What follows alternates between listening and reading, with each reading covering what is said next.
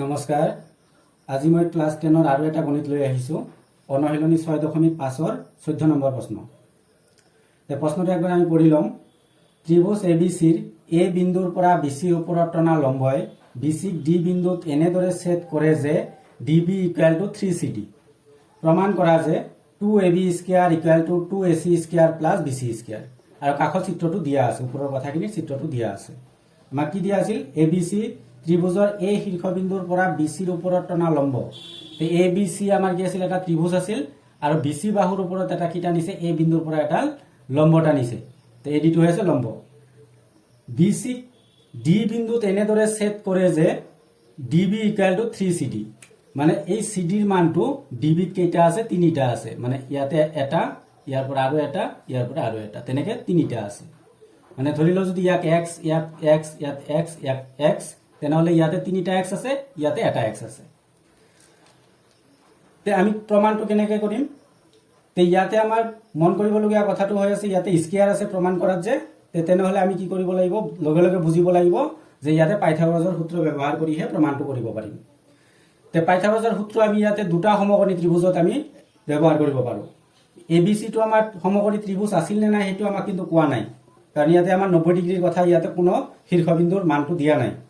তে আমাৰ ইয়াতে লম্ব টানিছে AD লম্ব টানিছে তে AD ৰ বাওফালে এটা সমকোণী ত্ৰিভুজ গঠন হৈ আছে আৰু এটা সোঁফালে সমকোণী ত্ৰিভুজ গঠন হৈ আছে তে আমি এই দুটা সমকোণী ত্ৰিভুজত আমি কি কৰিম পাইথাগোৰাছৰ সূত্ৰটো ব্যৱহাৰ কৰিম এবাৰ পাইথাগোৰাছৰ সূত্ৰটো ব্যৱহাৰ কৰাৰ আগতে আমি কিছুমান কি লিখিব লাগিব সম্বন্ধটো লিখিব লাগিব কিয়ৰ কাৰণে কাৰণ বাওফালৰ ত্ৰিভুজত যদি আমি চাও তেনেহলে আমাৰ AC আছে তাৰপিছত CD আছে আৰু AD আছে তে AD টো কিবা কাৰণে বাদ দিলো AD টো দুয়োটাতে কমন আছে কিবা কেনসেল যাব পাৰে হেতু কথা বাদ দিলো কিন্তু CD টো তে প্ৰমাণত আমাৰ CD অংশটো ৰৈ যাব কিন্তু CD ক আমাৰ প্ৰমাণত নালাগে তে CD টোক আমি কি কৰিব লাগিব যেহেতু BC ৰ কিছু অংশ হয় সেই হিচাপে সম্বন্ধত আমি প্ৰথমতে কি কৰিব লাগিব ইয়াক লিখি ল'ব লাগিব তে ফাৰ্স্ট কামটো আমাৰ হ'ব হেতু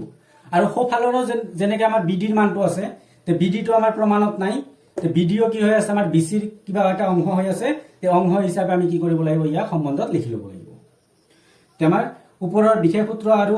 প্ৰমাণ কৰিব লাগে যে এই কথাটো তো লিখিব পাৰিবাই মই বাৰবাৰে কৈ আছো কিন্তু মোৰ প্ৰশ্নটোত মেইন কথাটো হৈ আছে প্ৰমাণটো কেনেকৈ কৰিম তে প্ৰমাণটো কৰি দি আছো কিন্তু বিশেষ সূত্ৰ আৰু প্ৰমাণ কৰিব লাগে যে এটো তোমালোকে নিজে লিখি লবা এটো বেছি টান নহয় একদম সহজ কেৱল কোশ্চেনৰ পৰা উঠাব লাগে তে প্ৰমাণটো কৰাৰ আগতে আমি কি কলো যে ইয়াৰ সম্বন্ধটো লিখি লম তে সম্বন্ধত কি কথাটো কোৱা আছে যে CD ৰ মানটো CD নহয় ইয়াতে DB ৰ মানটো কোৱা আছে যে DB ৰ মানটো কি হৈ আছে আমাৰ থ্ৰাইস CD কোৱা আছে যদি DB ৰ মানটো থ্ৰাইস CD হয় তে তেনেহলে BC ৰ সম্বন্ধত যদি DB ৰ মানটো লেখো তে তেনেহলে কি হ'ব BC ৰ মানত CD তাতে কেইটা আছে চাৰিটা আছে তে ইয়াতে কিমান হৈ যাব আমাৰ 3 কি হৈ যাব আমাৰ 4 তাৰ কেইটা অংশ লৈছে DB এ তিনিটা অংশ লৈছে 3/4 আর 3/4 হৈ যাব BC ৰ হৈ যাব তে BC ৰ সম্বন্ধত আমি লিখি ললো এটো হৈ যাব আমাৰ 1 নম্বৰ সমীকৰণ তেনেকে CD ৰ মানটো যদি লিখি লও তে CD কাৰ সম্বন্ধত BC ৰ সম্বন্ধত লিখি লম যদি BC ৰ সম্বন্ধত লিখো তেনেহলে CD BC ত কেইটা অংশ আছে এটা অংশ আছে যেনেকৈ আমি x বুলি ধৰি লৈছো দেখাই কিনে ইয়াতে আমি দেখা পাই আছো যে এটা অংশ আছে কেইটাৰ এটা অংশ আছে চাৰিটাৰ তে ইয়াতে হৈ যাব 1/4 কাৰ হৈ যাব ইয়াতে BC যেহেতু আমি BC ৰ সম্বন্ধত আনি আছো তে এইটো হৈ যাব আমাৰ 2 নম্বৰ তে এই দুটা সমীকৰণ আমাৰ পিছত কি কৰিব লাগিব ব্যৱহাৰ কৰিব লাগিব মানে সম্বন্ধ হিচাপে চেঞ্জ কৰি ল'ব লাগিব এইটো আমি এনেকৈ থৈ আহিম এইবাৰ আমি দুটা সমকোণী ত্ৰিভুজত পাইথাগোৰাছৰ সূত্ৰটো ব্যৱহাৰ কৰিম তে ত্ৰিভুজ ADC পাইথাগোৰাছৰ সূত্ৰ ব্যৱহাৰ কৰি পাও এইটো কথা লিখিব পাৰা নেলিখিলেও কোনো কথা নাই তে ত্ৰিভুজ ACD যদি আমি পাইথাগোৰাছৰ সূত্ৰ ব্যৱহাৰ কৰো বাওফালৰ ত্ৰিভুজটোত তে কৰ্ণটো কি হৈ আছে আমাৰ কৰ্ণটো হৈ আছে AC তে ইয়াতে হৈ যাব আমাৰ AC² = আৰু বাকি দুটা বাহু আমাৰ কি আছে AD আৰু CD তে ইয়াতে হৈ যাব আমাৰ AD² প্লাস কি হৈ যাব আমাৰ CD²। এইটো হৈ যাব আমাৰ কেই নম্বৰ 3 নম্বৰ এবাৰ সোঁফালৰ ত্ৰিভুজটোত ত্ৰিভুজ ADB ইয়াতেও আমি পাইথাগোৰাছৰ সূত্ৰটো ব্যৱহাৰ কৰিম তে সোঁফালৰ ত্ৰিভুজৰ আমাৰ কৰ্ণৰ বাহুটো কোনটো হৈ যাব আমাৰ AB তে ইয়াতে হৈ যাব আমাৰ AB² = বাকি দুটা বাহু AD আৰু কি হৈ যাব আমাৰ BD তে ইয়াতে হৈ যাব আমাৰ AD² প্লাস BD²। এইটো হৈ যাব আমাৰ 4 নম্বৰ প্ৰশ্ন তে এবাৰ আমি কি কৰিম 3 নম্বৰ আৰু 4 নম্বৰ সমীকৰণ দুটা আমি হয় প্লাস কৰিব লাগিব নহলে মাইনাস কৰিব লাগিব এটো কেনেকৈ গম পাম অলপ প্ৰমাণত ধ্যান দিলে আমি কথাটো গম পাম প্ৰমাণত এ বি স্কোৱাৰৰ লগতো 2 আছে আৰু এ চি স্কোৱাৰ লগতো কি আছে আমাৰ 2 আছে যদি এ চি স্কোৱাৰটো বাওঁফালে আনো তেনেহলে 2 এ বি স্কোৱাৰৰ পৰা কি হৈ যাব আমাৰ 2 এ চি স্কোৱাৰ কি হৈ যাব মাইনাছ হৈ যাব তাৰমানে এ বি স্কোৱাৰ থকাটো অংশৰ পৰা আমি কি কৰিব লাগে এ চি স্কোৱাৰ থকা অংশটো কি কৰিব লাগে মাইনাছ কৰিব লাগে এ বি ক'ত আছে 4 নম্বৰ সমীকৰণত আছে এ বি বাওঁফালে আৰু এ চি ক'ত আছে এইটো আছে আমাৰ 3 নম্বৰৰ বাওঁফালে তাৰমানে আমি 4 নম্বৰৰ পৰা 3 নম্বৰ সমীকৰণটো কি কৰিব লাগিব বিয়োগ কৰিব লাগিব ইয়াতে কথাটো লিখিলাম যে 4 বিয়োগ 3 ইমপ্লাইজ তে বাওঁফালৰখিনি বাওঁফালে পাতি লও তে 4 টো আগত হৈ যাব তে A B square minus A C square বাওঁফালে আর একো নাই এবার সোঁফালে ইয়াতে হৈ যাব আমাৰ A D square plus B D square যেহেতু মাইনাস ব্ৰেকেটে দি আমি -2 দিম প্লাস হলে কোনো প্ৰবলেম নাছিল কিন্তু মাইনাসত এইটো প্ৰবলেম হ'ব এই কাৰণে ব্ৰেকেটে দি দিম তাৰপিছত 3 নম্বৰৰ কি আছে আমাৰ এ ডি স্কয়াৰ প্লাস কি আছে আমাৰ সি ডি স্কয়াৰ এবাৰ বাওঁফালে আমাৰ বিয়োগটো নহয় বাওঁফালৰ মানটো কি থাকিব আমাৰ একে থাকিব তে বাওঁফালে আমাৰ A B square minus A C স্কয়াৰটো সেম থাকিব এবাৰ সোঁফালে ব্ৰেকেটটো উঠাই লও ব্ৰেকেটটো উঠালে ফাৰ্স্ট ব্ৰেকেটৰ কোনো চিনৰ পৰিৱৰ্তন নহয় তে A D square plus B D square থাকিব ইয়াতে চেঞ্জ হ'ব মাইনাসে প্লাসে ইয়াতে হৈ যাব মাইনাস এ ডি স্কয়ার আৰু মাইনাসে প্লাসে ইয়াতে হৈ যাব মাইনাস সি ডি স্কয়াৰ তে এ ডি স্কয়াৰ আৰু এ ডি স্কয়াৰৰ আগত এইটো মাইনাস আছে আৰু এইটোৰ আগত কি আছে প্লাস আছে তে এইটোটা কি যাব আমাৰ কেনসেল যাব তে ইয়াতে ঠাইটো নোহোৱা হৈ গল তে সেই কাৰণে মই কামখিনি ক'ত কৰিম সোঁফালে কৰিম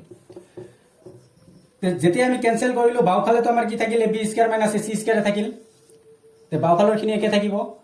এ B square minus A C square এটো সেম থাকিব ইকুয়াল টু যেতিয়া এ ডি স্কয়ার কেনসেল হল ৰৈ গল কি আমাৰ B D square minus C D square এবাৰ বিডিৰ মানটো আমি ইয়াতে দেখা পাই আছো বিডিৰ মানটো এটো চেঞ্জ কৰিছো বিডি আৰু ডিবি একে কথা আৰু সিডিৰ মানটো আমি ইয়াতে চেঞ্জ কৰিছো কাৰণ সোঁফালে আমাৰ কি লাগে বিসি লাগে বিডি আৰু সিডি টো নালাগে তে আমি কি কৰিম এই 1 নম্বৰ আৰু 2 নম্বৰৰ মানটো ইয়াতে বহুৱাই দিম তে বাওঁফালৰ মানটো সেম থাকিব বাওঁফালে আমাৰ A B square minus A C square এটো সেম বিডি ঠাইত আমি কি বহাব পাৰো 3/4 বিসি স্কয়াৰ তে ইয়াতে হৈ যাব আমাৰ 3/4 বিসি তাৰ কি হৈ যাব ডি স্কয়াৰ আছে তে ইয়াৰ কি হৈ যাব আমাৰ হোল স্কয়াৰ মাইনাস তেনেকে সিডিৰ মানটো যদি বহাও তাহলে 1/4 বিসি তাৰ কি হৈ যাব ইয়াতে হোল স্কয়াৰ এবাৰ স্কয়াৰটো কৰি লও তে বাওঁফালে কে থাকিল A B square minus A C square equal to ইয়াৰ যদি স্কয়াৰটো কৰি লও তেনেহলে ওপৰত 3 স্কয়াৰ হৈ যাব আমাৰ 9 আৰু তলত 4 স্কয়াৰ হৈ যাব আমাৰ 16 আৰু সোঁফালে আমাৰ কি আছে বিসি তে বিসি কি হৈ যাব আমাৰ স্কয়াৰ মাইনাস তেনেকে 1 ৰ স্কয়াৰ 1 হৈ যাব আৰু 4 ৰ স্কয়াৰ কিমান হৈ যাব তে 60 আৰু ইয়াতে বিসি স্কয়াৰ তে বিসি স্কয়াৰ হৈ যাব তে বাওঁফালৰ মানখিনি বাৰ লিখি নাহো একবাৰে লাষ্টত লিখি লম তে সোঁফালৰ মানটো আমি কি ল'ব লাগিব লসাগু ল'ব লাগিব 16 আৰু 16 ৰ লসাগু কিমান হৈ যাব আমাৰ 16 আৰু হল লগে এবাৰ যাব একবাৰ 1 পুৰণ 9 9 এটো হৈ যাব আমাৰ বিসি স্কয়াৰ তাৰ পিছত তলটো হল লগে কিমান বাৰ যাব এটো একবাৰ যাব তে 1 ৰ লগত 1 পূৰণ কৰিলে 1 1 বিসি স্কয়াৰ বা ডাইৰেক্ট আমি কি লিখিব পাৰো বিসি স্কয়াৰ লিখিব পাৰো তে এবাৰ আমাৰ হৈ আছে মাইনাস তে মাইনাস কৰি লও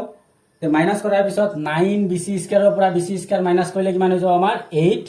বিসি স্কয়াৰ আৰ তলত কিমান আছে আমাৰ 16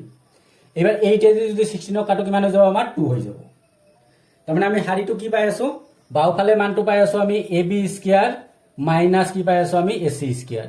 আৰু সোঁফালে কিমান পাই আছো আমি ওপৰত পাই আছো বিসি স্কয়াৰ 2 টো অলপ ওপৰত লিখি দিও এটো পাই আছো বিসি স্কয়াৰ আৰু তলত কিমান পাই আছো আমি 2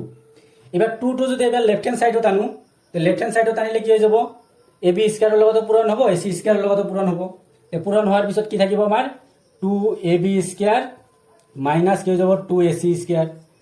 ইকুয়াল টু কি হৈ যাব আমাৰ বি সি স্কয়াৰ এবাৰ যদি আমি কি কৰো 2 এ সি স্কয়ারটো যদি আমি সোঁফালে লৈ যাও তাহলে ইয়াতে মাইনাস আছে সোঁফালে যোৱাৰ লগে লগে কি হৈ যাব আমাৰ প্লাস হৈ যাব তে প্লাস হলে আমি কথাটো কি লিখিব পাৰো লিখাতে আমি 2 A B square equal to 2 A C square plus কি হৈ যাব আমাৰ সোঁফালে বি সি স্কয়াৰ আছে তে কি হৈ যাব আমাৰ ইয়াতে বি সি স্কয়াৰ তাৰমানে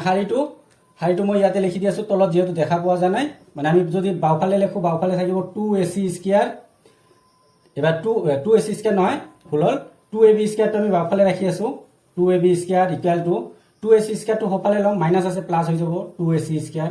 আৰু সোঁফালে আগৰ পৰা কি আছিল বি সি স্কয়াৰ আছিল তে প্লাস কি হৈ যাব আমাৰ বি সি স্কয়াৰ এইটোৱে তাৰ কি আছিল আমাৰ সমাধান আৰু এই সমাধানটো আমাৰ প্ৰমাণ কৰাৰ লগত চোৱা মিলিছে তে আশা কৰিছো প্ৰশ্নটোৰ সমাধান তোমালোকে বুজি পাইছা আৰু যদি বুজি পোৱা নাই প্ৰথমৰ পৰা আৰু একবাৰ চোৱা নিশ্চয় তোমালোকে বুজি পাবা আৰু এই ধৰণৰ সমস্যাৰ সমাধান পাবৰ কাৰণে মোৰ চেনেলটো সাবস্ক্ৰাইব কৰিবা আৰু যদি তোমালোকৰ তেনেকুৱা বুজি নোপোৱা তেনেকুৱা যদি কিবা প্ৰশ্ন আছে তেনে কমেন্ট বক্সত জনাই দিবা তাৰ সমাধান দিয়াৰ কাৰণে মই চেষ্টা কৰিম তো আজিলৈকে ইয়াতে এৰিছো নমস্কাৰ